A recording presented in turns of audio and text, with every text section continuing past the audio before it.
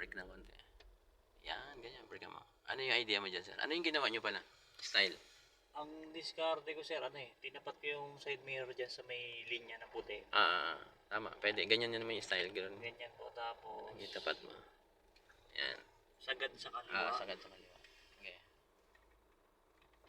Tapos dito, sir, hintayin mo dito, sir, na lumabas yung unang line.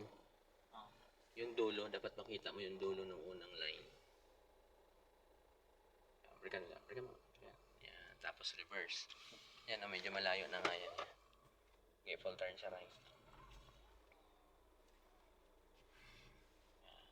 Tapos hintayin mong lumabas dyan, sir, sa kaliwa mo. Yung nakita mong line dito.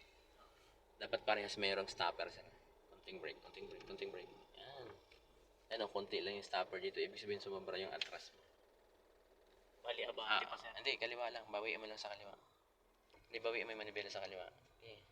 Okay. Kaliwa pala. Kasi kung titingnan mo sa magkabilang side, sir, alin yung maluwag?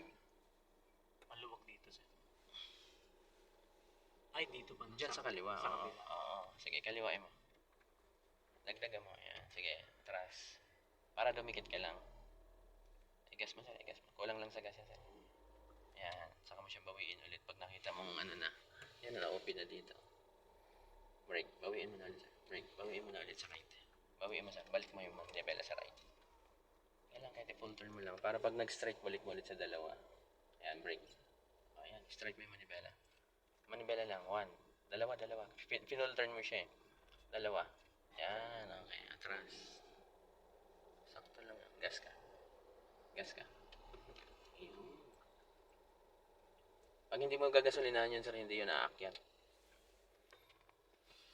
Ganun lang. Pasok yan, Check, sir. sir. Sir.